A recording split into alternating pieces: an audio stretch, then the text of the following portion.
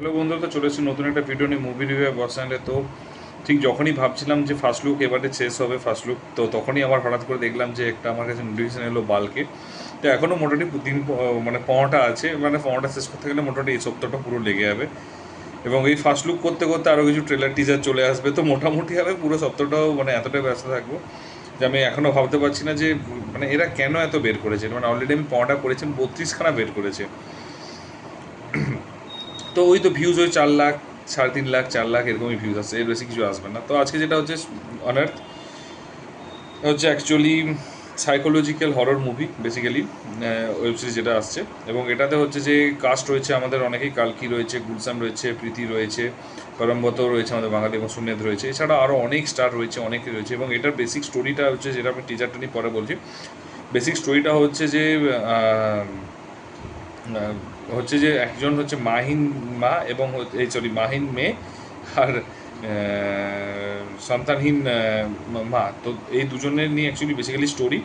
এবং বোবা বলে আর সুপার ন্যাচারাল ফোর্স আছে, তো সেই বোবা কীভাবে এদেরকে হচ্ছে কন্ট্রোল করবে। এবং একটা নিয়ম হচ্ছে যে যখনই একটা মেয়ে একা থাকে, একাকিত্ব বোধ করে, ভয় পায়, ঠিক তখন তাকেই গিয়ে বোবা অ্যাকচুয়ালি অ্যাটাক করে, এটা বলেছে। এবং তার সেটার সাথে কীভাবে সে লড়বে এবং কীভাবে কী হবে এবং কে কে হেল্প করবে এবং কার সাথে কী প্রবলেম হবে, তো সেই সমস্ত কিছু জিনিসগুলো জানতে গেলে এখনও পর্যন্ত টিজার ট্রেলার আসবে, তখন আরও ডিটেলিং করে বলতে পারবো।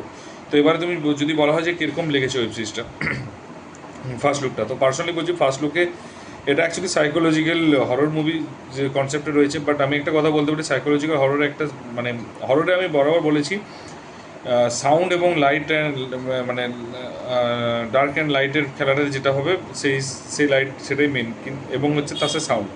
বাট এখানে যদি তুমি দেখে থাকো, লাইটের বা দিন আলোর খেলা নেই, দিনের আলো বা রাতের আলোর খেলা নেই, পুরোটাই বেশিরভাগটাই শ্যুটটা হয়েছে দিনের আলোতে দেখলাম ফার্স্ট লুকে, এবং কিছুটা রাতের আলো রয়েছে।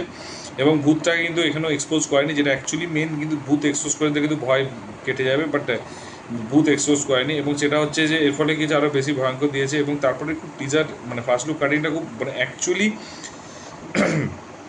যতগুলো এখনও পর্যন্ত টিজার বের করেছে, সত্যি কথা বলতে কি যতগুলো ফার্স্ট লুক বের করেছে তাদের মধ্যে সবচেয়ে মানে ক্লাসিক্যাল টিজার, ঠিক আছে। এবং যার অনেকগুলো মানে অনেক সিন দেখিয়েছে, শুধু একটা সিন নয়, একটা মারা যাচ্ছে সেখানে হচ্ছে তার বাবা মানে ছেলে হোক তাকে পড়াচ্ছে, এবং একটা মেয়ে হচ্ছে কালকে 2 দিন বা দেখেছে যে ওয়ানা প্লে বলছে, ঠিক আছে। তারপরে হচ্ছে একজন হচ্ছে বলছে যে যখন ওই বলছে যে মানে বোবা কাকে ধরে, তারপরে হচ্ছে বারবার ধরে বলছে, তারপরে বলছে বোবা, লাস্টে যখন ওই লিফটের ইতে উঠছে বোবা ধরেছে এরকম বলছে। এবং মেয়েটা খুব মাল্টিপিল টাইমস দেখাচ্ছে, একবার দুবার পরমব্রতকে দেখেছে, একবার পরমব্রত চিৎকার করেছে, এবং অপোজিট দেখছে তার মেয়ে বা কেউ একজনকে টেনে নিয়ে যাচ্ছে র্যান্ডামলি। তো বেসিক্যালি অনেকগুলো সিন দেখিয়েছে, ঠিক আছে, অনেকগুলো স্ক্রিন দেখিয়েছে, এবং যত স্ক্রিন দেখিয়েছে এর ফলে কি হচ্ছে, একটু হলেও স্টোরিটা রিভিল হয়েছে। এবং কিছুটা জায়গায় স্টোরি রিভিল করেছে, এবং কিছুটা জায়গায় খুবই অল্প স্টোরি রিভিল করেছে, সেটা নিয়ে কথা বলছি না।